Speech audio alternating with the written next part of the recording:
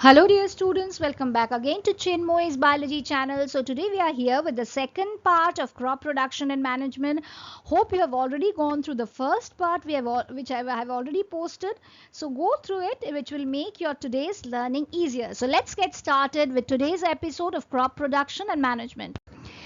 So what are the learning objectives of today's lesson? Today we are going to learn about adding manures and fertilizers to the soil and how it increases the fertility of the soil. We will learn about crop rotation, which is very important for your exam. We are going to learn about what is irrigation and what are the traditional methods of irrigation.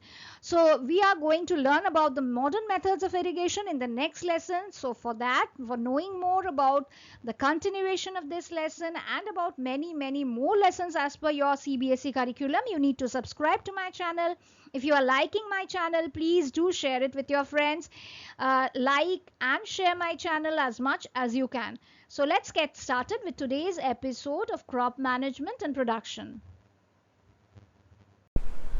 So today we are here with adding manure and fertilizers. We are going to start today. So in the previous episode we have already done about the that agricultural practices, like how the methods of sowing the seeds and all, seed drill and other methods, how the soil is being loosened by the method of tilling and all, and plowing. We have already studied in the previous lessons. So now we are going to study about what is manure and what are fertilizers. So the substances which are added to the soil in the form of nutrients for the healthy growth of the plants are called manures, right? So these are called manures. And what are fertilizers? Fertilizers are actually, these are the chemicals. Okay, so fertilizers are the chemicals which are used, and manures, these are substances which help in increasing the nutrient of the soil and they help in the healthy growth of the plants. And what are fertilizers? Fertilizers are generally the chemicals which are produced in the factory. They are also having the same purpose. They also increase the growth of the plant. They also help the plant to grow faster, but the difference between these two are that one is chemical one and one is not chemical. It is formed by the decomposition of the plants and other cow dung and all. So from that manure is prepared. So it is natural and fertilizers are chemical. So now we can say that soil supplies mineral nutrients to the crop plants. Now these nutrients are essential for the growth of the plants, and in the certain areas the farmers grow crop after crop in the same field. So what is happening if the same crop is being grown in the same field? The fertility of the soil is being destroyed. So continuous cultivation of crops make the soil poor in nutrients. So the soil becomes less fertile. So it is becoming poor in nutrients. Now what is happening if in the middle of two paddy or wheat plants you are growing another type of crops, that is leguminous plants, then that will help you to retain the fertility of the soil, retain the poor the soil property and maintain the soil nutrients, right? So farmers, they keep on adding manure to the field to replenish the soil with nutrients. Now this process is called manuring. So adding manure to the fields to replenish the soil with nutrients is called manuring. Now improper or insufficient manuring results in weak plants. Okay, so if there is improper or insufficient manuring, so that will result in weak plants. So manure, what is manure? I've already told you, this is an organic substance obtained from the decomposition of plants and animal wastes. Now farmers dump the plants and animal waste in pits in the open ground, and they keep on watering them until and unless microorganisms are formed in that, and that plant or dead animals are decomposed, totally decomposed. So then it becomes a manure, and then it is being added to several different fields to maintain their fertility and help in growth of the plant. So these are decomposed matters is used as organic manure. So this you have already read in class 6th. So now we are going to see what are fertilizers and how these chemicals are also increasing the fertility of the soil, right? Now here we are going to see, this is an activity which should be done by you people. So you should, now this is a summer vacation, you can do this activity. You are taking moong or gram seeds and you want to germinate them, right? You are taking 3 equal size vessels, like you can mark them A, B and C. Now in glass A you will add little amount of soil and you will mix that with the cow dung manure, okay? In glass B, you put same amount of soil mixed with urea, that is fertilizer, and we are taking the same amount of soil without adding anything in the C container. So now you are pouring some water in each glass and keeping the seedlings, seeing the seedlings grow in them. So after 7 to 10 days, what will be your observation? You will observe that in plant A, where the manure was added, the seedlings have grown pretty well, in which the fertilizer has been added, it has grown also very fast. But in C, the seedlings have grown slowly. They have grown, but they have grown slowly. So this is we can say that benefit of adding fertilizer or manure to a soil. So it increases the productivity of the soil and the plant grows more faster.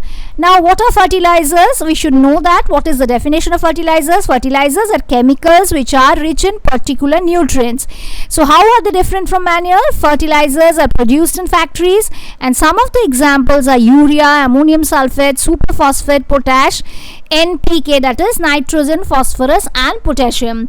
So these are all the fertilizers examples. So use of fertilizers have helped to yield greater crops such as wheat, paddy and maize, but excessive use of fertilizers, it has made the soil less fertile also. So fertilizers have now become a source of water pollution also, as they are chemical. If you keep on adding more fertilizers to the soil, they can cause water pollution also. So therefore, in order to maintain the fertility, we have to substitute fertilizers with organic manure and leave the field uncultivated between 2 crops. Okay, so to increase the production in between 2 paddy crops, one season it should be kept empty. It helps to replenish the soil with the nutrients. And another method of replenishing the soil is what? It is called crop rotation. It is very important for you. So you should know what is crop rotation. What is it? Crop rotation, this is only done by growing different types of crops alternately. Suppose earlier what the farmers used to do in northern India, they used to grow legumes. So you have already studied that in the roots of leguminous plants, like certain rhizobium and all bacteria, they reside and they help to fix the atmospheric nitrogen. So this is what these leguminous plants will do, and hence we can say that in between 2 crops, if we are producing one leguminous crop, then we can say that these rhizobium bacteria and all which are present in the nodules of the roots of leguminous plants, they will fix the atmospheric nitrogen and they will increase the fertility of the soil. Okay, is it clear? Now we should learn this we should learn this difference between fertilizer and manure properly. So what is fertilizer? Fertilizer is a man-made inorganic salt, so it is mainly produced in factories. So manure is a natural substance obtained by the decomposition of cattle, cow dung and plant residues. And it is what is fertilizer? We have already told that it is prepared in factories. Manure is prepared in fields. Fertilizer does not provide any humus to the soil, but manure provides a lot of humus to the soil. Fertilizers are very rich in plant nutrients and like nitrogen, phosphorus and potassium, and manure is relatively less rich in plant nutrients, right? So what are the advantages of manure? So that is very important. We should know that what are advantages of manure. So manure, these enhances the water holding capacity of the soil. It makes the soil porous due to the exchange of gases becomes easy, and it increases the number of friendly microbes in the soil. It also improves the texture of the soil.